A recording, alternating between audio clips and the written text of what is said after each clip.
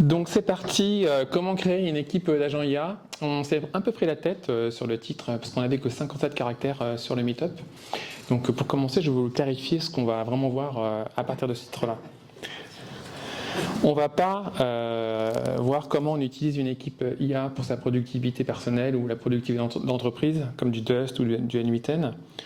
On ne va pas regarder comment créer un produit à l'aide d'agents IA, comme on en a parlé avec Claude Code par exemple. On va regarder comment on crée un produit basé sur une équipe d'agents IA. Et la thématique plus générale, c'est comment on est passé de la GenAI en 2023 et des chatbots à l'Agentic AI et des systèmes multi-agents. Et pour parler de ça, l'exemple, c'est de parler de cette équipe, Tim, Lina, Ellie, Emma, qui sont une équipe d'agents spécialisés pour vous aider à organiser votre voyage. Et donc c'est sur ce projet Globetrotters sur lequel j'ai travaillé et sur lequel je vais vous faire un retour. Donc c'est un retour d'expérience, no bullshit. Je ne suis pas là pour vous dire qu'en un mois ou 2 mois vous pouvez faire un truc qui va vous rapporter 50 000 € de MRR. Et je suis désolé, mais ça va être du franglais tout du long. Hein. Il y a du l'anglais, il y a du français, c'est tout mélangé, quoi. Donc sur l'intro, donc Benoît Hédiard, je suis un vieux de la vieille, entrepreneur depuis 25 ans, avec principalement 2 grosses expériences. La plus réussie fut celle d'Agora Pulse de 2010 à 2023, 13 ans, où on est passé de 5 personnes à 160 employés, 20 millions d'ARR, qui est donc une solution de social media management pour ceux qui ne connaissent pas. Et en fin 2023, j'ai décidé de partir pour me remettre les mains dans le cambouis et ne pas rater à la vague de l'AI. Et donc depuis 2 ans, je suis sur ce projet Globetrotters qui me permet d'expérimenter sur l'état de l'art de l'IA. Donc je suis à Nantes depuis 2017 et dans les passions, il y a la tech, forcément, je suis CTO, mais il y a aussi tout ce qui est expérience utilisateur et puis les voyages. Donc ça va être un peu les 3 thématiques du talk. Donc quand je suis parti fin 2003, décembre 2023, je me fixe 5 objectifs et je me dis, allez, 2 ans max. Objectif numéro 1, on se remet en builder mode et on va explorer l'état de l'art sur la GenAI et l'Agentic. On applique et on essaie de construire un produit grand public basé sur ces technos. Et sur le domaine, je pars sur la travel parce que j'adore ça. C'est un domaine que je ne connaissais pas du tout. Et donc je vais explorer ce domaine-là. Et après, potentiellement, si au bout de 2 ans, je peux en faire un business, ça serait cool quand même. Donc trouver un go-to-market et puis monétiser le produit. Et dernier point, solopreneur. J'essaie de voir ce que ça donne de faire du solopreneuriat Powered by AI. Et je vais vous donner mon avis 2 ans après. Donc en gros, sur Agora Pulse, j'avais conçu un produit tout en un pour simplifier le chaos des réseaux sociaux. Sur Globetrotters, c'était un peu la même chose, c'est un produit tout en un, mais pour simplifier le chaos de la planification de voyage. Donc l'agenda, l'intro est faite, il y a principalement 2 grosses parties. La partie 1, on va parler théorie, l'agent IA, la tech et l'expérience utilisateur, et après il y aura un retour d'expérience sur les 2 années, et on parlera un petit peu du futur, de ce qui va nous attendre en 2026, et plus. Donc, qui a vu cette phrase-là? I never felt this much behind as a developer. C'est pas moi qui dis ça. C'est Andrej Karpathy. Donc, Andrej Karpathy, c'est l'ancien directeur of AI de Tesla et un des fondateurs d'OpenAI. Et donc, quand vous avez une personne comme ça qui dit ça, ça fait réfléchir et ça montre à quel point l'AI bouge à une vitesse folle. Et personne ne peut se dire expert parce que tous les mois, la techno, elle change. Donc pour représenter ça, j'ai essayé de trouver des images d'une tête qui explose.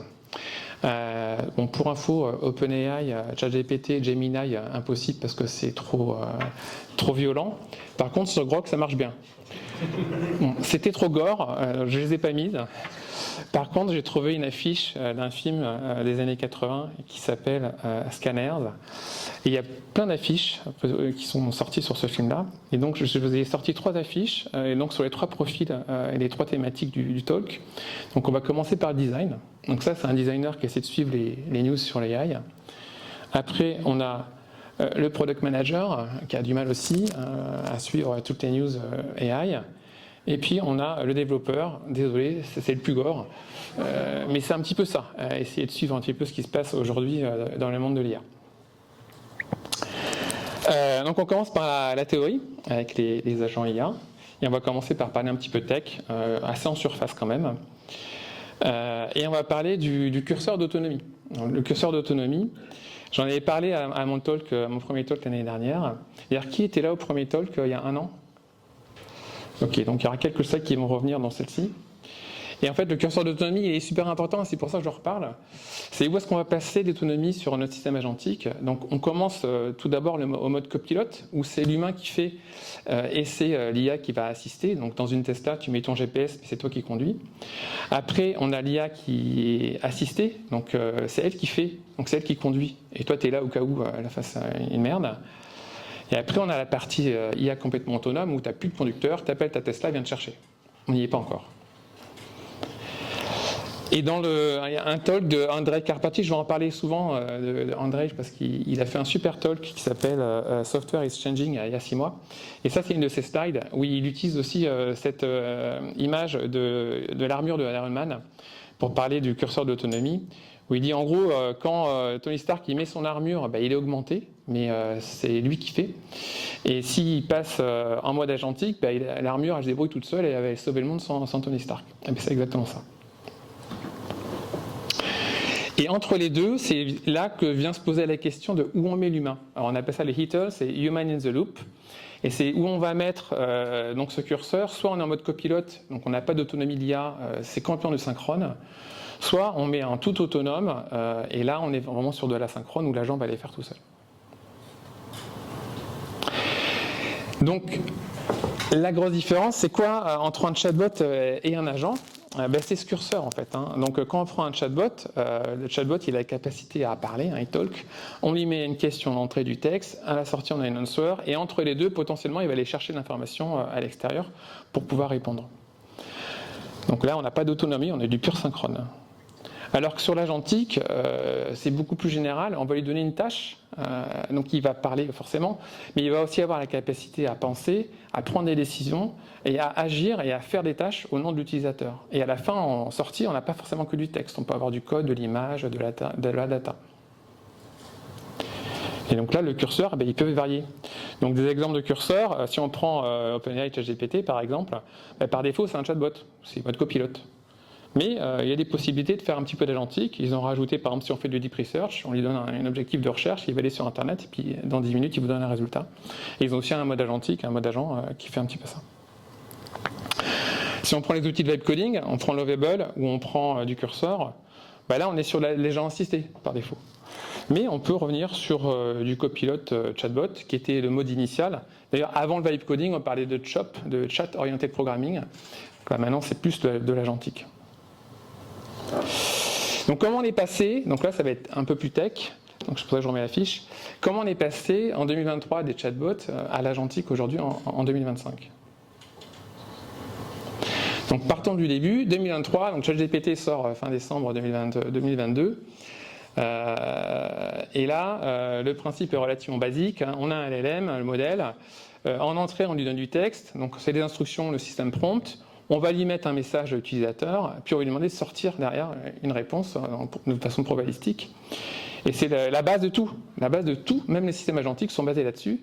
Et les deux gros inconvénients de ce système, c'est donc, on en a parlé pas mal, c'est la taille du contexte qui est limitée, et le côté probabilistique. On lui demande un truc, on espère qu'il va faire ce qu'on lui demande, et puis à la sortie, on croise tes doigts, quoi. Et en 2023, ce qui a été facile de faire, c'est de rajouter de la mémoire à ça. Donc dans le prompt, dans le contexte window, on vient réinsérer les précédents messages et tout l'historique de conversation, et hop, on a un chatbot qui se souvient de la conversation sur une session, et on peut avoir une conversation avec une espèce d'intelligence, quoi.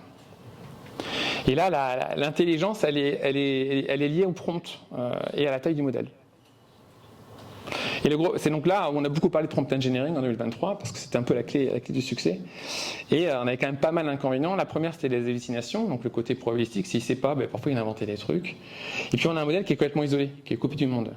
Et on a la notion de knowledge cutoff, qui fait que l'entraînement il s'est arrêté à une date donnée, et après il ne sait pas ce qui s'est passé, le modèle. Donc typiquement, les exemples de chatbots qu'on avait à l'époque, en 2023, c'est des GPTs, qui sont encore là aujourd'hui, qui représentent un petit peu ce mode de fonctionnement. Et aujourd'hui, si on veut faire ce type ce type de chatbot. C'est extrêmement simple. Donc là, je vous montre un exemple avec Google SDK. On a juste besoin d'un fichier, c'est du Python. Je crée un route agent. Là, c'est du Gemini 2.5 qui a un cut-off à peu près en janvier 2025. Donc là, je prends vraiment un bot de base. ADK fournit une petite interface web qui permet de tester très facilement son agent. Je la lance et j'ai une interface web pour venir tester rapidement mon agent. Donc c'est assez pratique. Donc j'arrive, je lance la petite interface web et là je peux commencer à poser des questions à mon agent ultra basique. Et là je vais lui demander quelle est la date de sortie du dernier iPhone. Et comme son knowledge cutoff c'était en janvier 2025, il va me répondre quoi? Il me dit que c'est l'iPhone 15 parce qu'il est coupé du monde forcément. Donc le modèle il commence à savoir parler, mais il faut lui donner le bon prompt et on a l'impression qu'il est intelligent mais il est complètement isolé. Donc en 2024, on essaie de résoudre ce problème en rajoutant la notion de tools, d'outils, pour faire du retrieval. Le retrieval, c'est la capacité donc à aller chercher l'information et à se connecter à la donnée, la remettre dans le contexte et de donner de la connaissance au modèle qui n'avait pas auparavant. Donc là, évidemment, le mot-clé dont on a vachement entendu parler, c'est le RAG, Retrieval Augmented System. Et ce RAG, c'est ce qui permet de donner ce qu'on appelle aussi le grounding et de citer ses sources pour éviter les hallucinations. Ou quand je lui pose une question, il me répond et puis il me dit où il a trouvé l'information, donc c'est pas de l'hallucination. Donc ça, le RAG, on en a beaucoup parlé en 2024, on en a aussi encore beaucoup parlé en 2025, ça a été vraiment un gros succès. Un exemple, c'est Intercom, dans le domaine du support, ça a très très bien fonctionné. Et là, aujourd'hui, on a ces systèmes, tous les départements de support sont impactés parce que l'IA prend beaucoup de place parce que ça fonctionne vraiment très bien grâce à ça. Donc si je veux faire la même chose avec mon petit bot de tout à l'heure, c'est assez simple. Le Google SDK, il fournit un tool qui est basé sur la search. Donc j'ai juste lui donner ce tool qui s'appelle Google Search. Je lui donne l'instruction en disant que s'il veut, il peut utiliser cet outil pour aller chercher l'information sur Internet. Ça, c'est la force de Gemini par rapport à l'OpenAI, par exemple, c'est que là, on a toute la puissance de Google derrière et sa capacité à faire de la recherche. Il n'y a pas besoin de brancher un tool de search externe. Je fais ça, et là, maintenant, je vais lui poser la même question que tout à l'heure. Là, je l'ai fait en anglais, j'avais fait en français tout à l'heure. Je n'ai même pas fait gaffe. Et donc là, il va faire sa recherche derrière, donc c'est pour ça que c'est un peu plus long. Et là, vous voyez la partie grounding, il me dit les deux recherches qu'il a utilisées, latest version of iPhone et newest iPhone model. Et c'est basé sur ces résultats de recherche qu'il m'a fait la réponse. Donc sur l'ADK Web, c'est assez pratique parce qu'il y a une petite interface qui permet d'aller débugger un peu tout ça. Donc si je clique sur cet événement, il me dit un petit peu, il y a eu 5 événements qui ont été exécutés. La première, c'est le Search Assistant.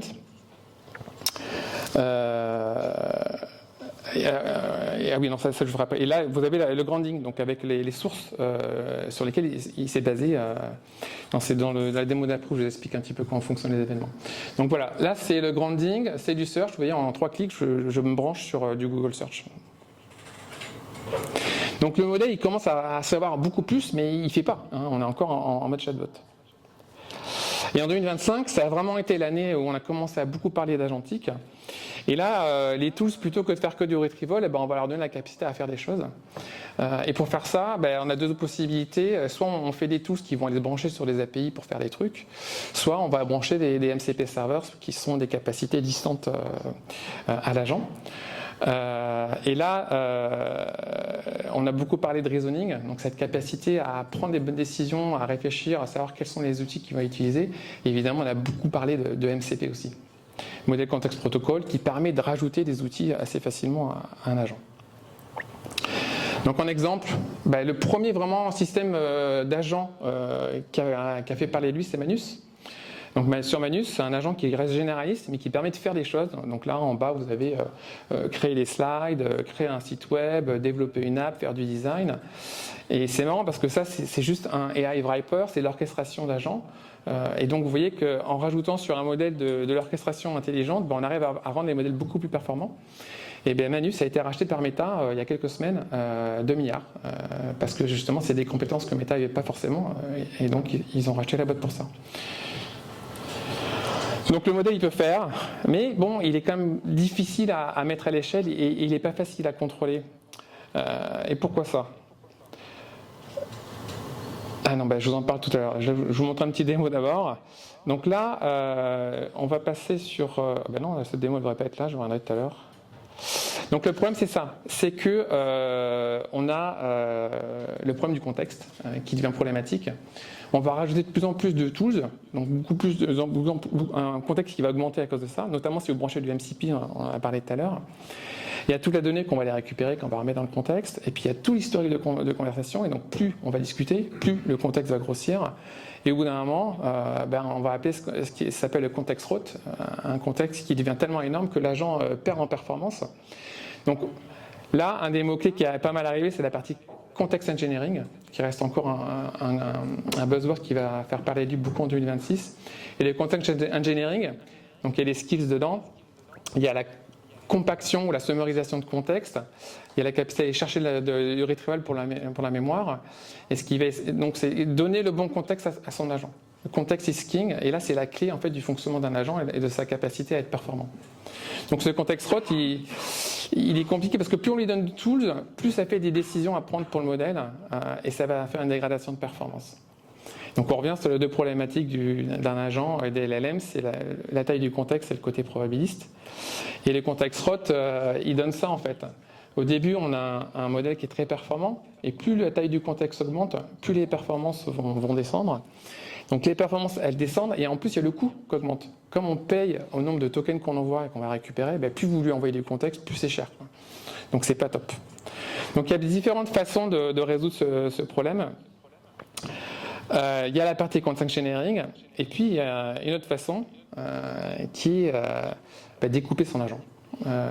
C'est un petit peu la vague qu'on a eue avec le monolithique. Avant, on faisait des gros systèmes monolithiques, et puis il y a 10 ans, est arrivé la vague des microservices où on a commencé à découper notre monolithe en petits services pour résoudre ces problématiques. Et là, c'est exactement la même chose en fait. On a Split the Monolith.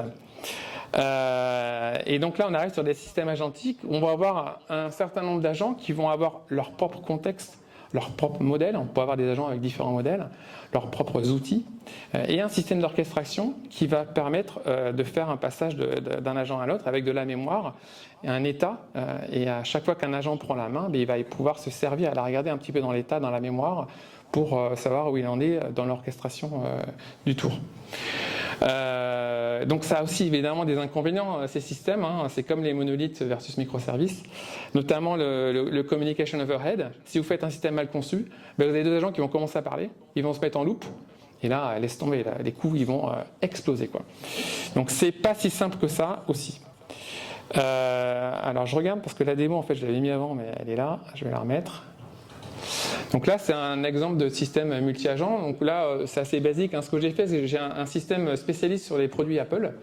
Et je vais juste donner un tout petit tool qui va me donner la dernière version de l'iPhone. Donc là, je ne suis plus branché sur Google Search. Il va me répondre 20 tout le temps. Après, j'ai un agent Samsung. Et puis, j'ai un supervisor qui est le root agent qui va parler, à qui tu vas parler en premier. Et je lui dis qu'il a ces deux sous-agents à sa disposition, si besoin, en fonction de la conversation. Donc c'est aussi simple que ça. Donc je démarre une nouvelle session. Je lui repose ma question. Quelle est la version de l'iPhone? Et là, il devrait me répondre 20 normalement. Donc, il va transférer ça à l'agent, lequel on verra tout à l'heure. Il appelle le getIPhone qui est l'outil que je lui ai donné, et il répond 20. Donc là, on voit les 5 événements qui sont exécutés. Le premier, c'est le supervisor qui va analyser la requête. Il va dire il faut que je transfère ça à l'agent spécialiste Apple. Donc, il fait le transfert. L'agent Apple prend la main. Il sait qu'il a l'outil pour aller chercher la dernière version, il appelle, ça lui répond 20, ça répond, après ça il va générer la réponse sur la dernière événement. Mais c'est quand même lui qui répond. La version d'iPhone et l'iPhone. Donc je vous montre ça, mais c'est un peu la base du système qu'il y a derrière un peu sur Globetrotters. Donc j'en étais ici. Donc on n'est plus seulement dans la discussion avec un chatbot, là on est en train de travailler avec une équipe qui peut faire des choses. Et l'intérêt aussi des systèmes multi-agents, c'est qu'on a plein d'architectures à notre disposition qui va nous permettre d'adapter le besoin, et notamment d'essayer de modéliser un graphe ou un workflow qui va permettre de rendre le problème moins probabilistique et plus déterministe. On n'arrive plus sur le if and else avec du graphe, avec des parties on va mettre plus de l'agentique, mais en termes de métier, vous avez plus de capacité à modéliser votre besoin et à rendre le système plus plus logique et moins de dépendre du côté probabilistique d'un agent seul. Donc c'est plus facile à contrôler, c'est plus facile à mettre à l'échelle. Par contre, c'est plus complexe, comme les microservices, hein. C'est plus complexe à construire, c'est plus complexe à faire tourner et c'est aussi plus complexe à tester.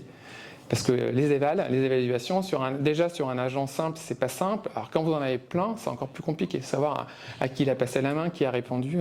Donc more is not always better. Et donc ça dépend des cas. Parfois un agent simple suffit, parfois plusieurs agents c'est mieux. Et ça va être aussi un des buzzwords de 2026. L'harness, c'est les harnais. Et c'est justement cette capacité d'avoir qu'un système, pour quand tu déploies ton agent, tu le gardes sous contrôle. Donc c'est tout ce qui est observabilité, c'est des évaluations, c'est des guardrails, tout ce qui fait que tu contrôles ce que ton système agentique fait ou fait pas. Parce que ça devient de plus en plus complexe. Et la façon dont on construit un système agentique, c'est vraiment, ça n'a rien à voir par rapport à ce qu'on faisait avant sur les architectures plus classiques d'infra. Donc il y a des nouveaux outils qui sont en train d'apparaître pour répondre à ces besoins-là. Bon, désolé, c'est une blague de daron. Je ne sais pas qui connaît l'agence touriste. C'est une série des années 80. Donc j'ai fait un méchant jeu de mots, l'équipe d'agents touristes. Donc la question maintenant, c'est quel framework on va prendre pour développer notre système multi-agent, parce qu'il y a un choix assez pléthorique sur le domaine. Donc on reste dans la tech, les systèmes agents, multi-agents. Lequel choisir? En fait, ça dépend un petit peu de l'écosystème dans lequel vous êtes. Un des plus, alors je les ai classés en fonction de la popularité sur GitHub. Un des plus connus, un des historiques, qui est sorti en 2023, c'est CrewAI. CrewAI, c'est un système multi-agent qui est assez générique, que je ne connais pas particulièrement. Après, vous en avez un plus récent qui a pas mal de succès, qui s'appelle Agno, qui a 36 000 étoiles, et qui est récent parce qu'il a 1 an, en fait, il est sorti l'année dernière, qui n'est pas lié à un écosystème particulier non plus. Après, vous avez Langchain qui a sorti Langgraph, historiquement, donc là c'est 2024, qui est assez populaire, que j'ai testé. On a AutoGen qui est alors pourquoi qui était le plus populaire, qui était dans l'écosystème Microsoft, mais que Microsoft a déprécié sur un nouveau framework qui vient de sortir, qui s'appelle Microsoft Agent Framework, c'est hyper original comme nom, mais qui est sorti très récemment, octobre 2025.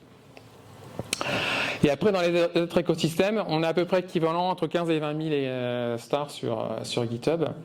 On a OpenAI, forcément, qui a sorti son système, son framework, qui avait en Python et en JavaScript. On a Google, je vous ai montré tout à l'heure, le Google ADK, qui est assez récent, qui est sorti en avril 2025. Et eux, ils font assez fort parce qu'ils font. Au début, c'est du Python, mais maintenant, il y a du TypeScript, et ils ont sorti un Java, et il y a du Go aussi. Donc là, c'est assez intéressant si vous n'êtes pas sur du Python. Et après, il y a tout en bas AWS, qui a 2 frameworks, mais qui sont peut-être un petit peu moins populaires, mais que je ne connais pas non plus. Donc moi, j'ai testé. Quand je suis parti sur le multi-agent, c'était. Donc j'ai fait mon talk en janvier, février j'ai fait un petit peu de dev et après je suis passé là-dessus et j'ai attaqué sur Langgraph parce que j'étais sur OpenAI, donc et puis c'était à l'époque le plus connu. Et franchement, au bout d'un mois, j'ai abandonné. Moi, j'ai trouvé que c'était trop compliqué comme système. C'est comme Langchain, c'est des surcouches d'abstraction sur abstraction. Alors c'est super, ça marche avec plein de modèles, mais par contre, quand ça plante, quand ça bug, c'est extrêmement compliqué d'entrer dans le code et de comprendre ce qui se passe. Donc j'ai pas été très très convaincu. Puis ça tombe bien parce qu'en avril, il y a un Google qui sort le ADK. Et j'étais déjà assez présent sur l'écosystème Google parce que j'étais sur le Google Cloud, j'utilisais Google Maps, Google Places. Et donc ça faisait du sens que je mise sur Google aussi là-dessus. Et à l'époque, Gemini 2.5 commençait à marcher plutôt pas mal aussi. Et une fois qu'on a développé son agent, il faut le déployer. Donc il faut le déployer dans un cloud. Donc c'est bien d'être dans un écosystème. L'intérêt de celui de Google, c'est qu'ils fournissent aussi des briques sur le cloud spécifiques aux agents. Donc eux, ils ont ce qu'ils appellent le Cloud Agent Engine. Et ça permet justement de régler une des parties de Agentness dont je vous parlais tout à l'heure, ce qui est observabilité, gestion du contexte, et une intégration après de Google sur Gemini qui marche aussi très bien. Même si derrière, on peut quand même déployer d'autres frameworks agentiques. Voilà. Donc voilà. Moi je suis 100% Google Et j'ai misé sur le bon cheval parce qu'à l'époque, en mars-avril, on ne parlait pas de Google comme ça. C'est depuis vraiment Gemini 3 qu'on a le Google is back. Et Google est vraiment, vraiment, vraiment de retour. Et un des intérêts de Google, c'est qu'ils maîtrisent, vous voyez, la totalité de la stack.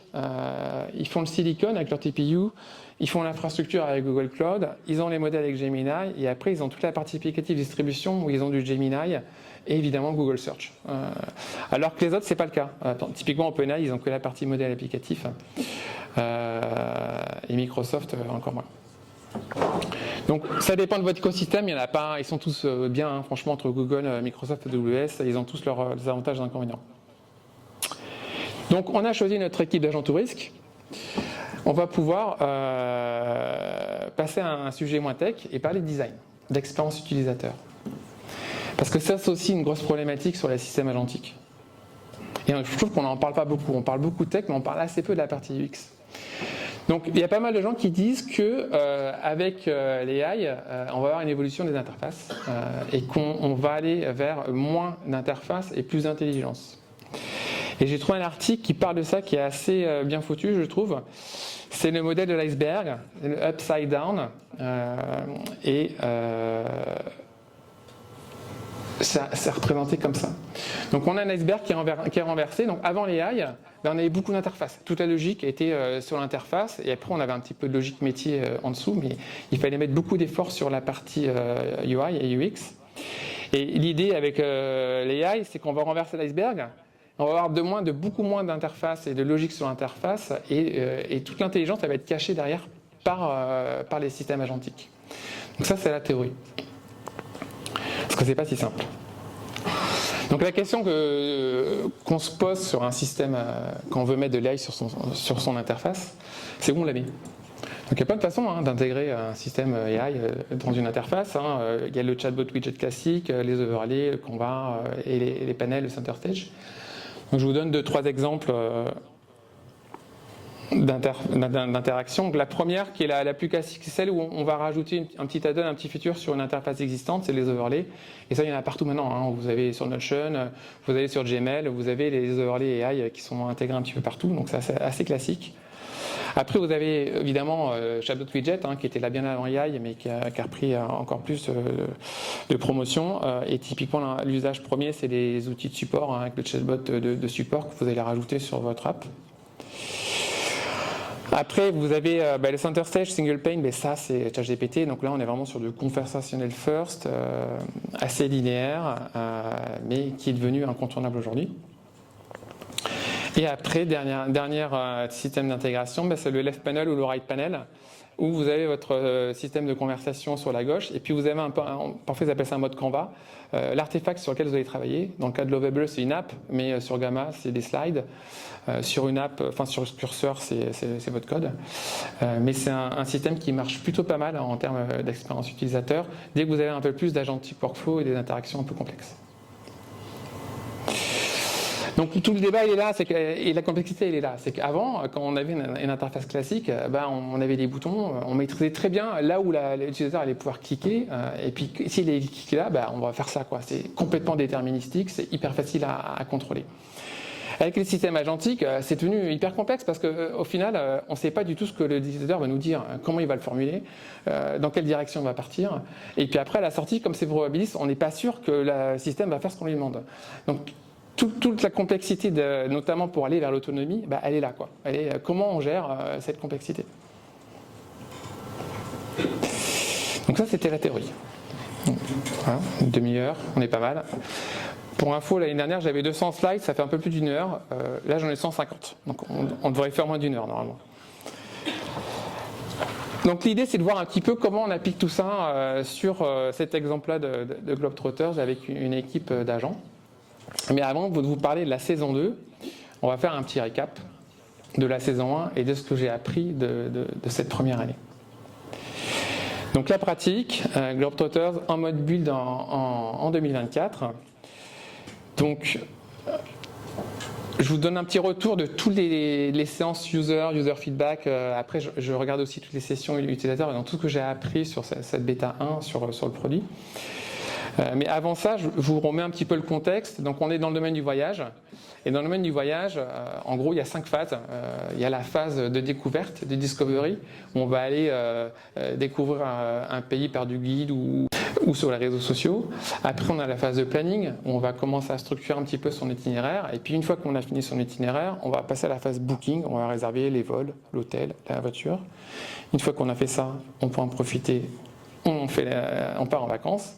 Et une fois que c'est terminé, on partage nos belles photos avec notre cercle restreint. Donc moi, sur la bêta 1, je m'étais focalisé sur ces 3 points, la partie découverte, la partie planning et la partie sociale de partage. La partie planning et la partie discovery, elle est évidente. Hein, quand on prépare un voyage, on a 30 000 onglets ouverts, on switch entre Google Maps, maintenant ChatGPT, on va sur Booking pour essayer de trouver des hôtels. C'est vraiment très très chaotique. Et la partie sharing, c'est pareil. Aujourd'hui, quand vous partez en voyage, une des sources d'inspiration première, c'est Friends and Family. Et aujourd'hui, il n'y a pas vraiment de médias qui vous permettent de facilement partager une partie d'un voyage que vous avez bien aimé. Donc je pars là-dessus, je suis en mode chatbot, je me dis qu'il faut que l'utilisateur, c'est lui qui va construire son itinéraire. Je ne veux pas que ce soit une IA en autopilote qui le fait. Je mise beaucoup sur la voix, parce que je pense que la voix, ça peut être assez innovant. Et puis la couche sociale sur la partie virale. Et en termes de profil que je vise, c'est plutôt le voyageur international qui va partir plus de 7 jours et qui fait lui-même son voyage. Donc pas ceux qui vont évidemment en agence de voyage, donc qui est plutôt un voyageur expérimenté. Donc ça, c'était un des premiers écrans sur l'onboarding. Et l'idée, c'était que je voulais vous redonner un petit peu l'expérience que vous avez quand vous allez à une agence de voyage et que vous allez parler à un expert du pays. Donc c'était la voix en premier que je mettais en avant. Et c'était du conversationnel. Et là, quand tu arrivais, je te demandais un petit peu tes préférences de voyage, comment tu aimes voyager, quels sont les pays que tu as visités, quels sont les pays que tu veux visiter. Et déjà ça, arriver à sortir de cette boucle dont je vous parlais, c'est compliqué de prévoir avec le modèle politique, c'est ce que la personne va dire et est-ce que le modèle va sortir. Les exemples que j'avais, c'est que parfois les gens, ils s'en fichaient, ils partaient directement, moi je veux partir au Japon pendant 2 semaines, alors que le onboarding n'était même pas fait. J'avais des boucles aussi où je sortais pas l'onboarding, et puis sur le vocal, il y a plein de gens qui passaient en texte direct, parce que les gens n'étaient pas encore trop à l'aise avec le vocal. Donc c'était pas très concluant, et puis l'onboarding était trop long en fait, ça mettait trop de temps à arriver sur la valeur qui est la création du voyage. Et une fois qu'on avait passé l'onboarding, ça c'est l'interface, elle ressemble à ça. Et on avait les 3 fonctionnalités principales en haut, découvrir, planifier et partager. Et puis sur chaque fonctionnalité, j'avais installé un petit chatbot qui permettait d'interroger l'IA sur des recommandations d'endroits à visiter dans les pays. Mais c'était quand même, là on était vraiment sur du copilote, hein, c'était vraiment donc l'utilisateur qui construisait son voyage et le chatbot qui l'assistait. Il ne faisait pas grand chose de plus, le chatbot. Une des erreurs sur cette bêta 1, c'est de partir du principe qu'un voyageur, quand il prépare son voyage, il fait ça. Il va d'abord découvrir, typiquement il va acheter le guide du routard ou le Lonely Planet, il va mettre des petits bookmarks qu'il veut voir. Une fois qu'il a fait ça, il va faire son planning. Son planning est fini, il va faire le booking et après il va partir en voyage. Dans la réalité, c'est pas du tout le cas. En fait, il n'y a pas de voyageurs pareils. Il y en a, ils vont commencer par le planning. Ils vont dire, je vais faire ça, et après, ils vont, une fois qu'ils ont planifié, regarder chaque endroit et faire la discovery de chaque endroit. Il y en a, ils vont même pas faire ça, ils vont aller sur le booking direct, ils vont acheter leur vol, ils vont partir en voyage, et c'est pendant le voyage qu'ils vont faire la discovery. Donc en fait, c'est très compliqué à gérer tout ça, notamment en termes d'expérience utilisateur. Donc les feedbacks au bout d'un an, c'est ça. Ouais, c'est sympa. Mais sympa, ça suffit pas pour faire un business en fait. Il faut, c'est génial quoi. Et les principaux retours négatifs que j'avais, donc c'était ce onboarding qui était trop long, le time to value il prenait trop de temps. J'avais une interface qui était très compliquée, vous avez vu l'écran tout à l'heure, c'est quand même assez complexe. La voix sur mobile, la voix elle marchait pas sur mobile avec le système technique que j'avais. Et puis la partie sociale, ça marchait pas parce que ça prenait trop de temps quoi. Donc je pars de ces résultats et sur la bêta 2, je dis je laisse tomber la partie sociale, on la remettra après. De toute façon, je peux pas faire, c'est beaucoup trop de choses à faire, je suis tout seul quand même. Je me concentre sur la partie discovery planning et on va essayer de partir sur l'agentique. Donc ça commence à pas mal fonctionner. Je veux simplifier l'interface. Et puis par contre, je vais rajouter le booking parce qu'en termes de monétisation, c'est quand même intéressant. Et puis les MCP qui commencent à sortir, je vais peut-être pouvoir brancher MCP pour faire la recherche de vol et compagnie. Donc là, l'idée, c'est vraiment de co-créer ton prochain voyage avec une équipe d'agents spécialisés. Et c'est un peu le lovable, en fait, du trip planning. Au lieu de co-construire une app, tu vas co-construire ton voyage. Donc ça, c'était la théorie sur laquelle je suis parti. Et là, on arrive, donc 2025, je passe une année là-dessus.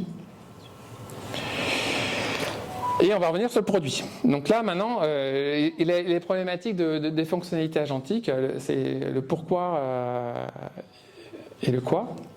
Donc là, comme je vous disais, sur la bêta, j'avais trop de fonctionnalités, j'avais tous ces petits chatbots, et j'avais cette pyramide, enfin ce iceberg, inversé, où j'avais beaucoup d'interfaces et un petit peu d'intelligence avec des chatbots en bas.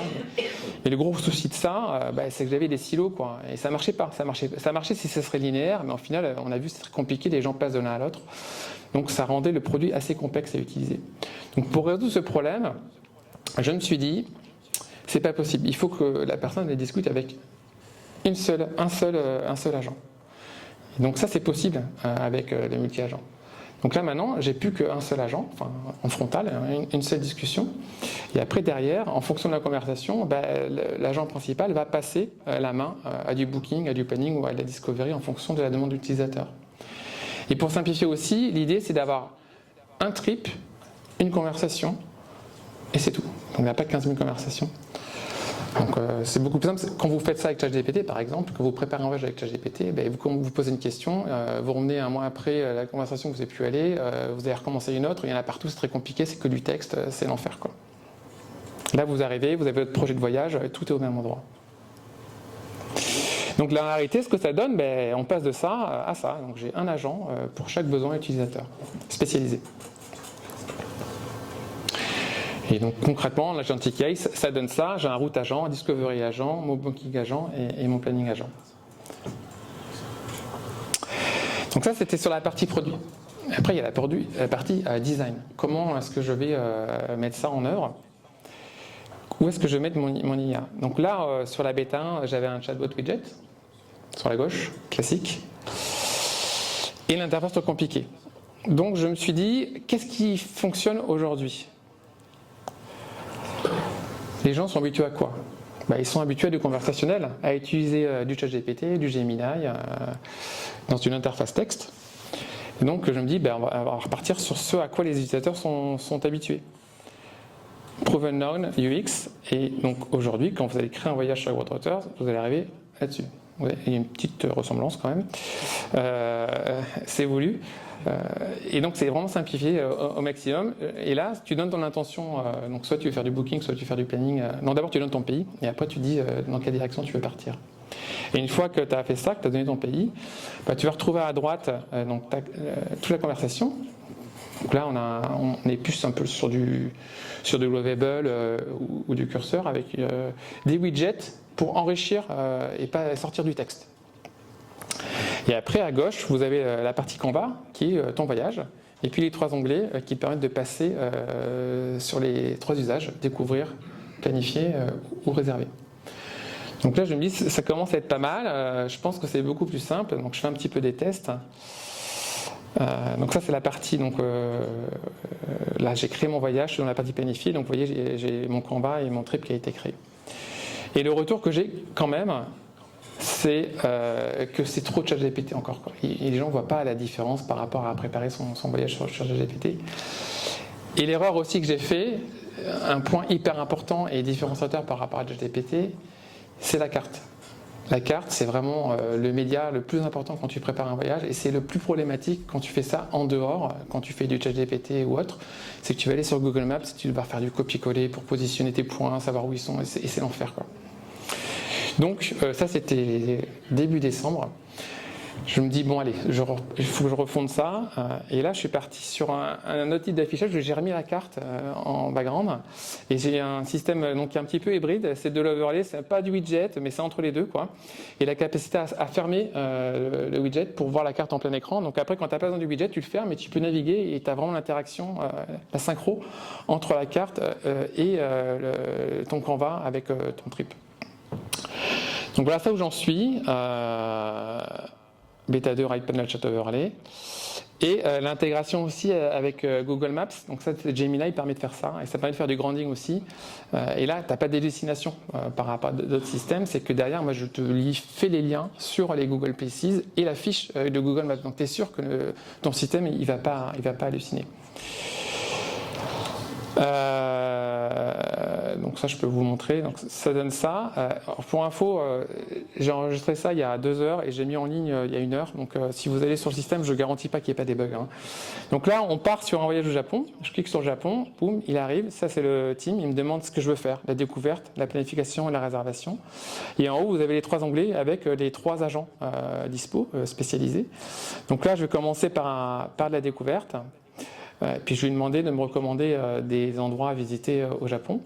Donc là, vous voyez, il a passé la main à l'agent de découverte. L'agent de découverte va faire de l'appel et ici j'ai des recommandations de destination à faire et je dis si je veux ou pas. Donc moi là je fais Tokyo, Kyoto, je prends pas Okinawa et je prends Osaka. Donc c'est les 3 destinations que je vais faire sur mon voyage. Et après je pourrais zoomer sur une des destinations pour par exemple, je fais Tokyo, là je lui demande des recommandations pour un trip familial sur Tokyo. Donc après la recommandation de destination, il peut vous faire de la recommandation d'endroits, donc ça peut être des restaurants, ça peut être des hôtels, ça peut être donc des endroits, des musées à visiter. Donc là je lui demande. Et en fait plus vous lui donnez du contexte, plus il va être fin, il va vous faire des recommandations qui correspondent à vos besoins. Donc là, c'est pour les enfants, donc forcément, il met sur Tokyo. Et là, vous voyez à droite, vous avez la carte qui se synchronise automatiquement, qui vous permet de visualiser où sont les endroits sur la carte. Et là, je vais rajouter dans mes favoris les trucs que je vais aller voir. Donc ça peut durer un certain temps. Vous pouvez faire continuer sur Osaka, sur Kyoto, poser des questions, aller voir sur Google ce que ça donne. Puis une fois que vous êtes prêt, allez, c'est bon, je pense que j'ai une bonne vue de ce que je veux faire. Je vais demander à l'agent de me créer une première proposition d'itinéraire.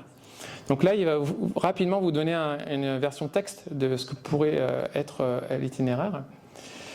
Donc là, il transfère. Donc là, évidemment, il me demande ce qui est nécessaire, à savoir les dates et la durée du voyage. Voilà. Donc là, c'est l'état qui est mis à jour automatiquement derrière. Donc je pars du 1er juillet pour 16 jours. Et donc là, il me met un premier draft du texte. Ça, c'est comme ChatGPT. Hein. Donc là, je peux itérer rapidement à l'intérieur du texte. Ça permet d'aller vite pour faire des ajustements sur ce qu'il veut faire. Ça me va très bien ce qu'il me propose. Donc là, à partir de là, je me lance. Et là, il va vraiment bosser et me structurer mon itinéraire de façon... Bon, ça prend quand même un peu de temps, hein. Plus il y a de jours, forcément, plus ça prend du temps. Et là, il va se baser notamment sur tout ce que vous avez mis en favori pendant la partie découverte. Et je ne vous ai pas montré, mais il y a aussi la partie user préférence où vous lui donnez un petit peu les thématiques que vous aimez, si c'est plutôt du musée, plutôt de l'historique ou de la nature, etc. Et basé sur tout ce contexte qu'on va donner à l'agent, il devrait vous donner un itinéraire qui correspond le plus à vos attentes. Donc là, ça prend un peu de temps, forcément.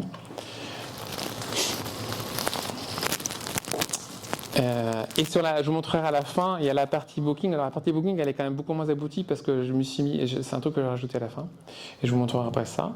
Donc voilà, là j'ai mon itinéraire qui est structuré avec notamment les différents éléments que je lui ai donnés. Donc je commence par un vol à Tokyo, j'arrive.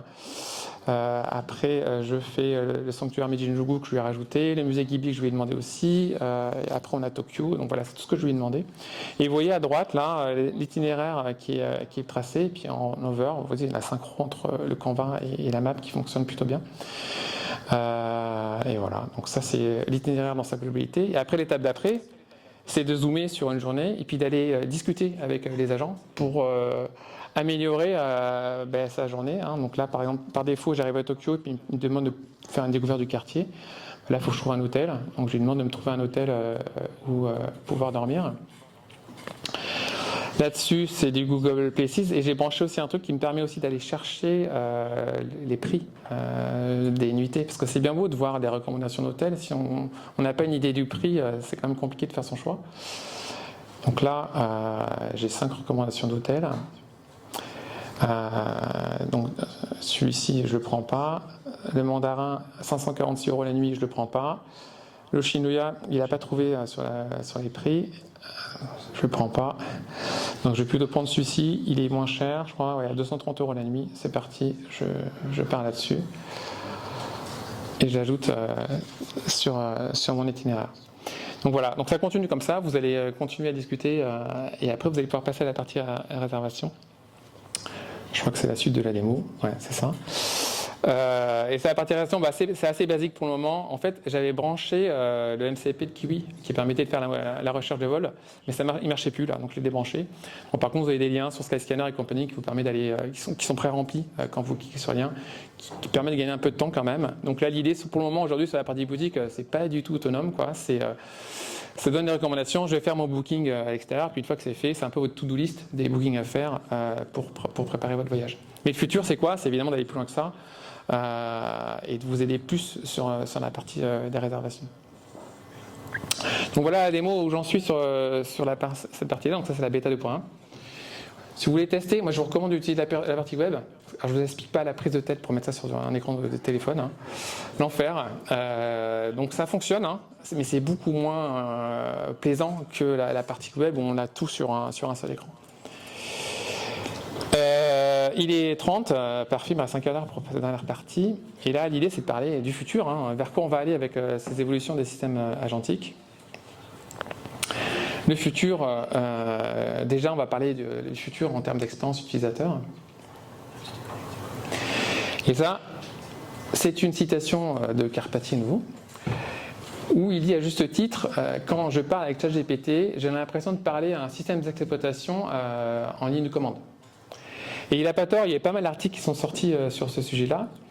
En fait, on a un peu revenu à la commande, au terminal de commande dans les années 80, qui était la seule façon d'interagir à l'époque avec les ordinateurs. Et là, aujourd'hui, enfin 2020, on a un peu revenu à ça, quoi. C'est du texte, et puis on va échanger avec une IA, un système intelligent, mais ça a beaucoup de limitations, ce type d'interaction. Et la preuve, aujourd'hui, ils font tous la même chose, hein. C'est la même interface, c'est la même conversation linéaire, tout pareil, quoi. Et ça marche, hein, pour beaucoup de cas d'usage, mais pas tous. Et pour sortir de ce texte et de cette conversation linéaire, évidemment, il y a plein de gens qui réfléchissent à la suite, notamment OpenAI. Et là, ils ont annoncé, donc ils ont ouvert il y a quelques semaines, l'équivalent de leur App Store, qui permet à des tiers de développer des apps et de fournir en fait sur le protocole un peu MCP, au lieu de fournir juste des outils, vous pouvez délivrer des widgets qui permettent d'enrichir la conversation avec une carte. Si c'est de l'hôtel, ça va vous donner une petite fiche de l'hôtel avec la photo de l'hôtel. Donc ça permet d'enrichir les médias sur la conversation et de donner un peu plus d'interaction sur ChatGPT. Mais ça reste quand même des widgets dans une conversation, quoi. Donc c'est aussi assez limité. Ça reste un nouveau canal de distribution, donc il y a plein de gens qui misent là-dessus. Je crois que j'ai une vidéo, je peux vous montrer vite fait. Donc évidemment, les gros, c'est les plus gros qui ont été sélectionnés sur le voyage, c'est Booking. Hein. Donc si vous voulez avoir des infos sur un hôtel, vous faites Add Booking et vous posez une question à Booking et là l'agent va appeler en fait donc les outils de Booking et notamment potentiellement vous renvoyer les widgets de Booking. Donc là c'est Spotify où c'est l'interaction Spotify où le mec lui demande une playlist sur ses goûts et là vous avez un widget de Spotify qui va afficher la playlist dans ChatGPT. Donc ça ouvre le champ des possibles sur pas mal de choses, mais c'est vraiment le début. Hein. Il y a des problèmes de performance, il y a des problèmes d'authentification, enfin c'est le début. Donc à tester, aujourd'hui ça fonctionne, quoi. Ils ont un App Store, mais est-ce que ça va pas faire un peu comme les GPTs qui n'ont jamais vraiment explosé? Affaire à suivre. Je reviens sur ma presse.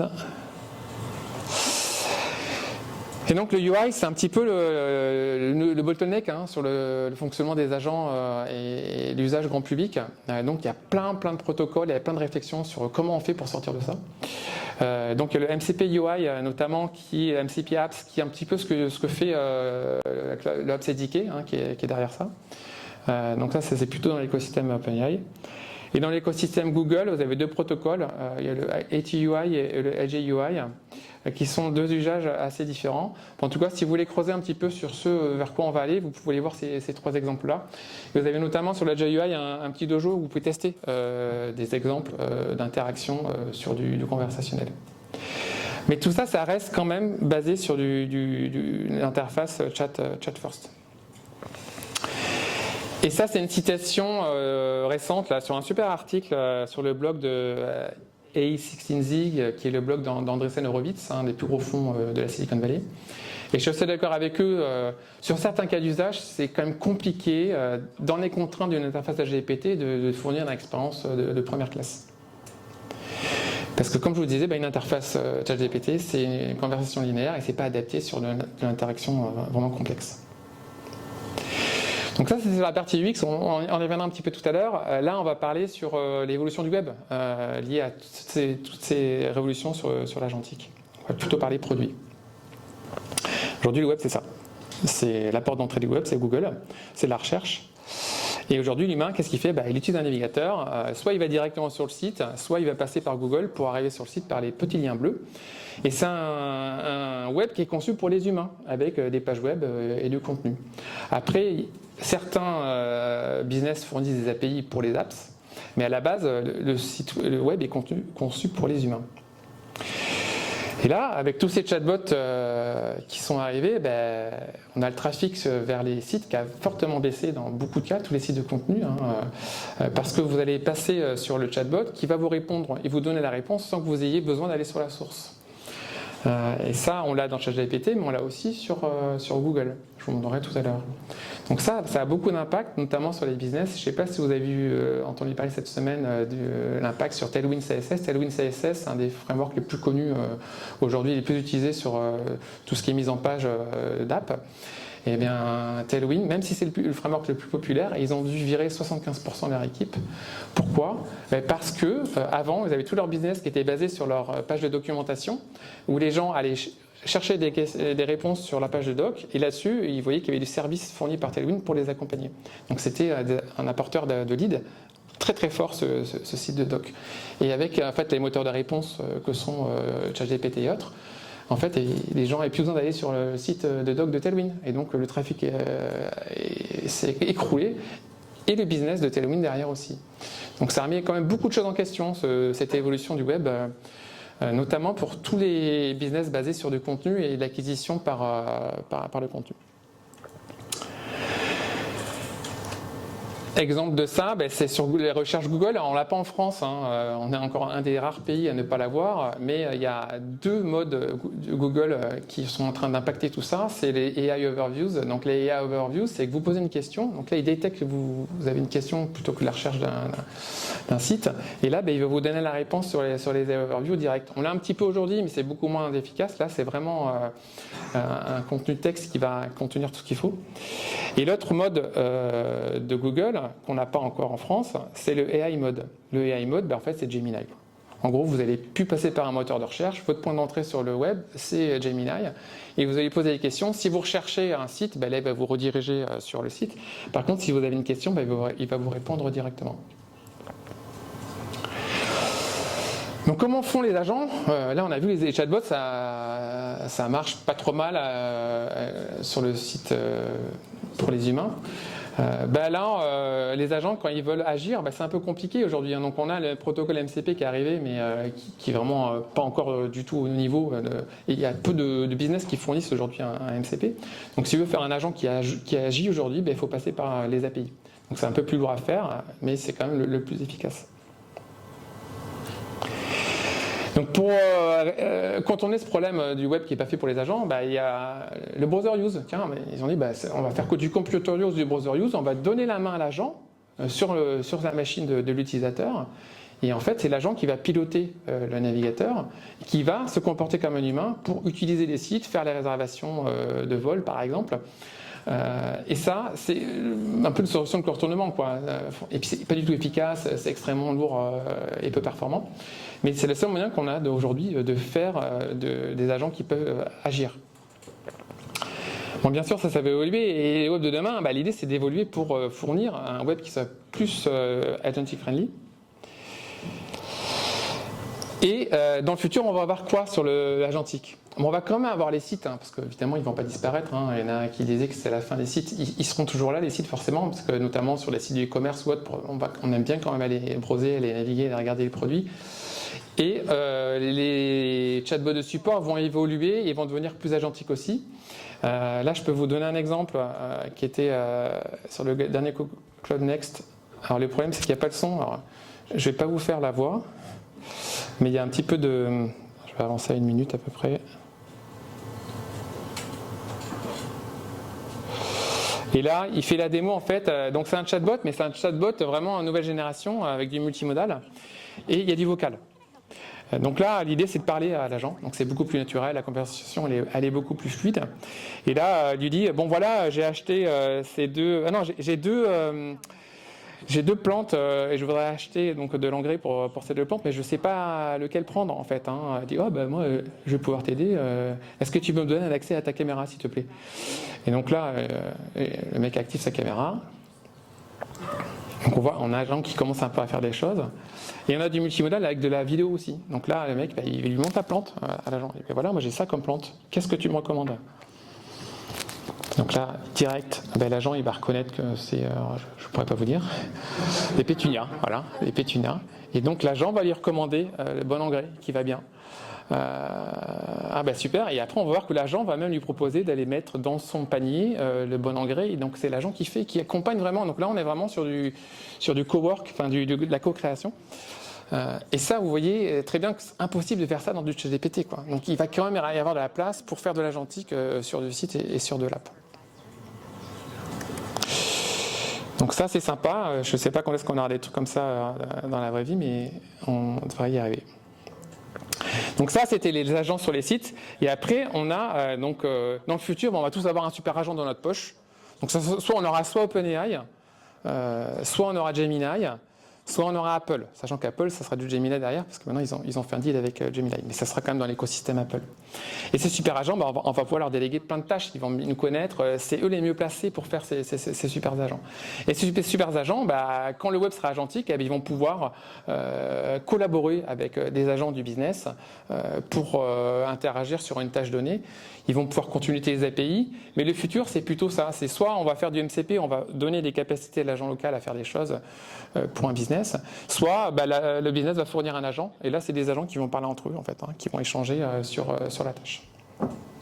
Mais on n'y est pas encore. Hein. Et pour faire ça, dans le domaine du e-commerce, forcément, tout le monde pense e-commerce parce que c'est en termes de business model le plus viable. Là, Google a annoncé un nouveau protocole la semaine dernière, ça s'appelle UCP. Alors, il y avait déjà OpenAI qui avait fait un protocole qui s'appelle ACP sur le commerce. Donc, on voit bien qu'aujourd'hui, il y a deux camps, quoi. Il y a OpenAI d'un côté et il y a Google de l'autre. Et ils sont un peu la bataille sur les protocoles. Et l'idée, c'est la même chose qu'ACP sur OpenAI. C'est dans Gemini, tu ne sors pas de Gemini. Tu peux lui demander de faire du shopping, il va te proposer des produits et tu vas pouvoir acheter directement dans ton interface de chatbot. Donc c'est de buy avec Google. On aura buy with OpenAI, on aura buy with Google et on aura buy with Google et OpenAI principalement. Ouais. Après Amazon va essayer aussi un peu, mais eux ils n'ont pas la partie agentique. Donc on en est là, donc le futur ça va certainement être ça. Ça va être ces super agents qu'on va avoir dans la poche. Et donc la question est de savoir, moi j'aimerais bien faire de l'agentique, j'aimerais bien développer un business, comment je peux me positionner? Et c'est là que toute la question, c'est que ces super agents ils ne vont pas pouvoir tout faire. Il y a peut-être de la place pour des agents verticaux spécialisés sur un domaine. Alors j'allais vous dire sur la santé par exemple, pas de bol, ChatGPT ils ont annoncé qu'ils vont faire du vertical sur la santé aussi. Mais il y a plein de domaines sur lesquels potentiellement on peut faire de l'agentique. Donc moi je prends l'exemple du voyage, mais il y a le pro, il y a le perso. Sur le pro par exemple, moi je suis une startup qui s'appelle Tiana, ils font un agent pour les agents immobiliers. Inception, et ça marche bien parce que c'est vraiment là une interface qui est dédiée à leurs besoins. Donc la question c'est ça. On a un nouvel espace potentiel de business avec cette révolution de l'AI. Est-ce que je vais pouvoir arriver à mettre mon logo ici, là, sur cette partie applicative? Et est-ce que cette partie applicative AI elle va bénéficier plus aux acteurs établis ou à ces nouvelles startups AI natives? Donc ça, c'était un petit peu la discussion que j'avais eue il y a un an sur la présentation. Et c'est les slides que j'avais présentés, c'est qu'on est toujours sur le même dilemme. D'un côté, vous avez les startups qui ont pour elles la vitesse et l'innovation produit. Et puis de l'autre côté, on a les acteurs établis qui ont pour eux la distribution, les clients et des ressources énormes, quoi. Donc ils ont chacun leurs avantages et inconvénients. Et c'est la même chose sur le produit. On est sur le best of breed ou sur le all-in-one. Les startups, elles vont plutôt partir sur un agent vertical spécialisé sur un domaine, alors que les acteurs établis, typiquement les agents généralistes, ils vont plutôt faire de l'add-on sur leur interface existante, quoi. Et ça a des avantages et des inconvénients dans les deux cas. Donc cette partie verticale AI, donc là je reprends une citation à nouveau du blog de Andreessen Horowitz, c'est qu'il y a quand même a priori de la place pour construire des interfaces dédiées sur des verticales données. Et l'exemple, on l'a eu cette année, on a quand même 3 beaux logos qui sont mis ici, Lovable, Cursor, Gamma, c'est des business à plusieurs centaines de cents. Ils ont face à eux du Google, donc typiquement Google, ils ont répondu, ils ont fait un anti-gravity pour essayer de contrer Lovable, mais Lovable a pris tellement de momentum qu'aujourd'hui ils sont quand même bien dans la place. Gamma, on verra ce que ça donne, mais derrière, on a évidemment Google qui essaie de contrer ces startups-là. Conclusion. Est-ce que 2025 c'était l'année des agents ? Il y a quand même pas mal de fails. Si vous regardez tous les articles, on est plutôt sur le domain number, l'année domain number des IA agents, et des exemples, il y en a pléthore. Pourquoi ? Parce que c'est compliqué de passer à l'agentique et faire un agent qui est relativement autonome. Donc c'est plutôt les décennies des agents, ça prend du temps, c'est comme l'arrivée du cloud. L'arrivée du cloud, il y a plein de boîtes, ça a mis plus de 10 ans à passer au cloud, du on-premise au cloud. Là, ça va être la même chose, notamment sur le monde du business. Ça va prendre beaucoup de temps. Et là, je finirai sur ces 2-3 citations. Donc, Steve Jobs, il disait qu'il y a un effort énorme à faire d'artisanat pour passer d'une idée super à un super produit.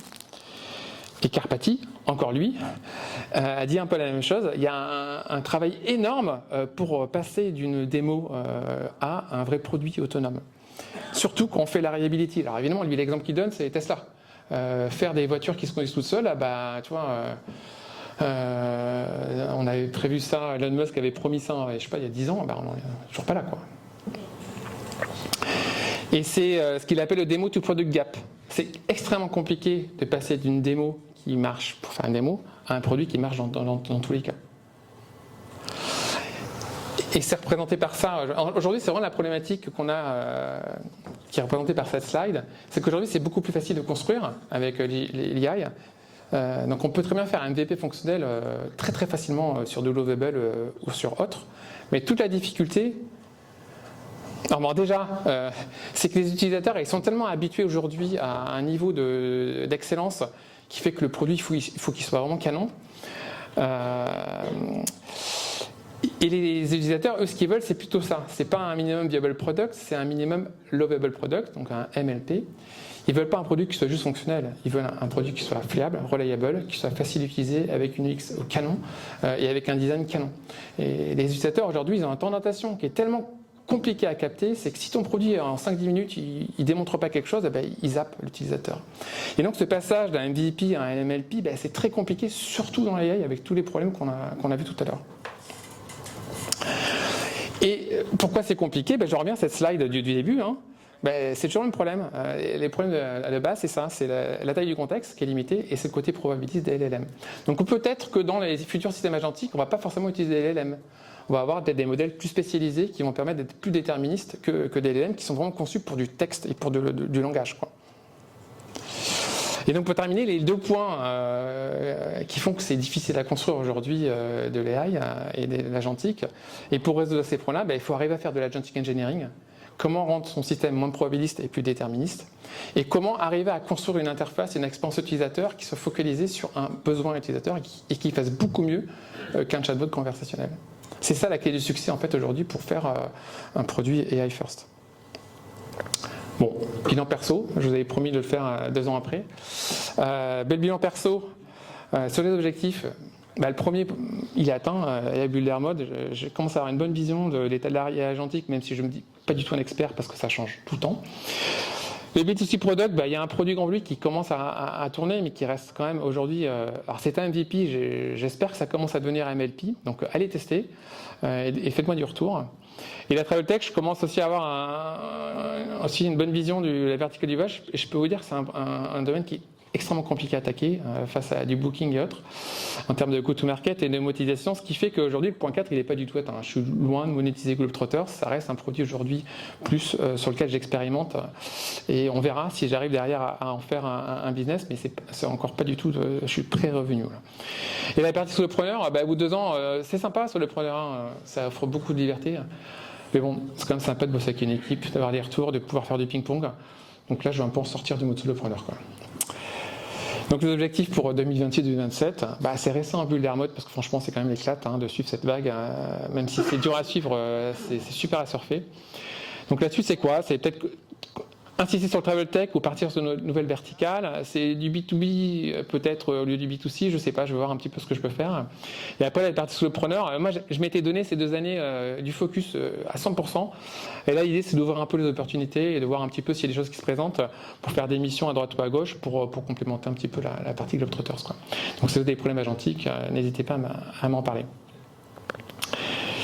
Et pour terminer, donc là je vous disais que il y a la place pour tous ces outils, le Lovable, les curseurs, les gamins l'ont démontré sur ce qu'on appelle la vertical AI.